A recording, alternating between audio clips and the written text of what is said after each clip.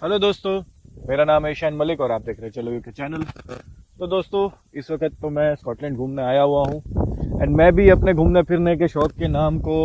आप लोगों के मत्थे डाल देता हूँ कि मैं भी भाग भाग के आप लोगों के लिए वीडियो बनाता हूँ। मुझे जो टॉपिक पे बात करनी है वो है लोन का। रिसेंट में ही एक कमेंट आया है और उसके अलावा भी जब भी मैं यूट्यूब लाइव पर होता हूँ तो कई लोग मुझसे पूछते हैं या कहें कि 1-on-1 काउंसलिंग जो भी मैं करता हूँ उसमें तो ये सवाल होता ही होता है और एक बार तो डिस्कशन आता ही है कि हमें कितनी लोन लेनी चाहिए और क्या हमारी लोन उतर भी जाएगी एंड हम कैसे लोन उतारेंगे, क्या होगा क्या नहीं होगा। तो दोस्तों, आज के वीडियो में मैं इसी चीज पे अपना पर्सनल ओपिनियन रखने वाला हूँ।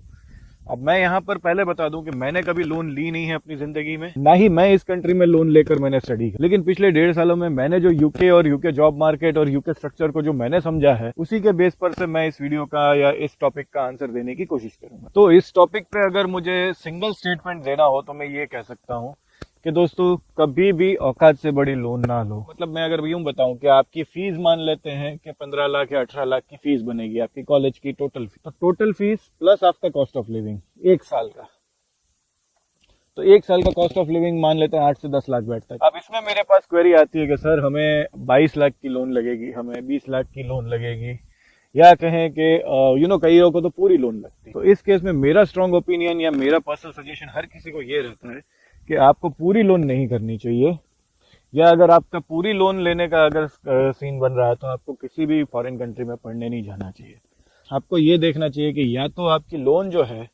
वो सिर्फ और सिर्फ कॉस्ट ऑफ लिविंग की हो या सिर्फ और सिर्फ यूनिवर्सिटी फीस की हो। तो देखिए, कॉस्ट ऑफ लिविंग तो आप पार्ट टाइम जॉब से भी यहाँ पर निकाल पाते हैं और ऑलमोस्ट आप किसी भी कंट्री में जाएंगे तो कॉस्ट ऑफ लिविंग तो आप निकाल लोगे। तो अगर आप लोन लेना ही चाह रहे हो तो यूनिवर्सिटी फीस का भी आप देखो कि अगर तो आप 20% जितनी फीस अगर खुद से भर पा रहे हो और बाकी का 80% फीस जितनी अगर आपको भरनी पड़ रही है, तब तो yes, it's a worth investment और आप लोन ले सकते हो और मेरा ये मानना है कि आप उतार भी सकते हो। तो इन शॉर्ट, आप अपना बजट देखो, आप अपने घर का वो फाइनेंस देखो और उसके हिसाब से आप देखो कि आपको कितनी लोन लेनी चाहिए। तो मैं अगर सिंपल रूल बताऊं तो आपको लोन उतनी ही लेनी चाहिए कि या तो आपकी फीस निकल जाए या आपका कॉस्ट ऑफ लिविंग निकल जाए। एंड ऐसा नहीं है कि आपका ये लोन उतर नहीं जाएगा, ये लोन डेफिनेटली उतर जाएगा। फिर इस हिसाब से आपका माइंडसेट भी बनेगा, ये तो कोई मुझे डाउट नहीं है। और मैं अपने व्यूअर्स पे भरोसा करता हूँ कि आप उन नालायक लोगों में से नहीं आते हैं कि जो जो माँ बाप के पैसे पे अय्याशियां करना चाह रहे हैं या उनको कर्जे में डालकर यहाँ पर सिर्फ गुलछर्रे उड़ाना चाह रहे हैं। मैं ऐसा पूरा मुझे यकीन है अपने व्यूअर्स एंड सब्सक्राइबर्स पर। तो अगर आप लोग जिम्मेदार लोग हैं तो थोड़ी अपनी जिम्मेदारी समझते हुए और थोड़ा वाइज डिसीजन भी लीजिए। बहुत ज़्यादा फाइनेंशियल बर्डन ना खुद पर डालिए ना अपने पेरेंट्स पे डालिए।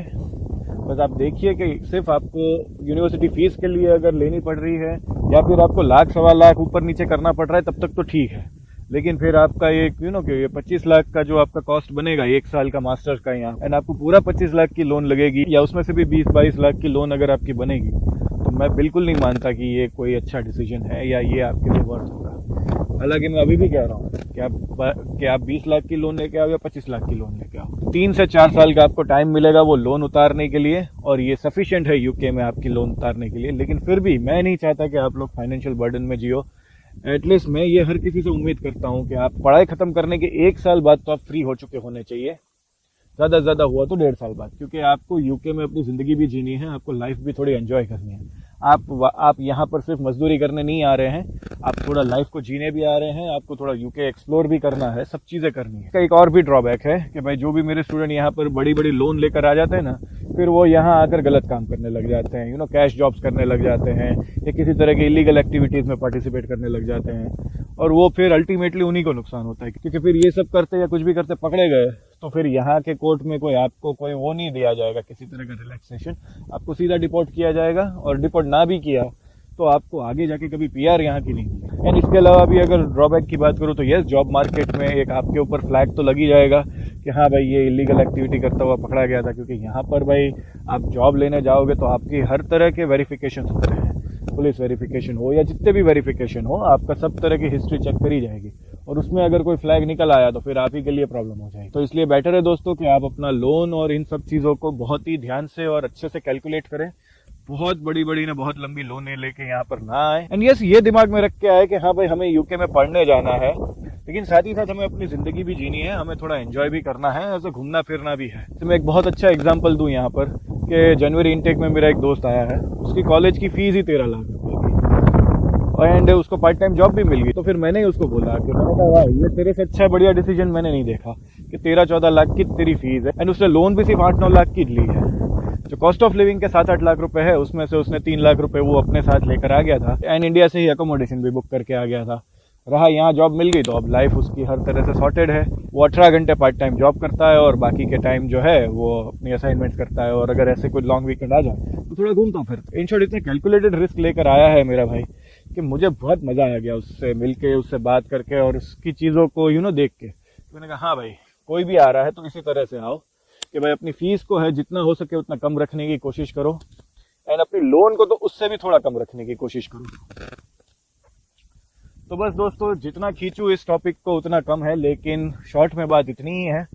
कि भाई आपको अपनी लोन जो है वो फीस से कम या फीस से ज़्यादा नहीं रखनी। जितना हो सके उतना कम रखेंगे, आप ही को बेनिफिट होगा, मेंटल बेनिफिट भी आप ही को होगा, फाइनेंशियल बेनिफिट तो आपको डेफिनेटली होने ही हो। तो बस दोस्तों यही था आज का वीडियो। आई होप ये वीडियो आपको पसंद आया हो, आपको समझ आया हो कि मैं क्या कहना चाह रहा हूँ। तो अगर ये वीडियो आपको पसंद आया है तो प्लीज़ इस वीडियो को लाइक करिएगा, शेयर करिएगा अपने फ्रेंड्स एंड फैमिली के साथ, subscribe this channel and lastly thank you for watching the video. Hope to C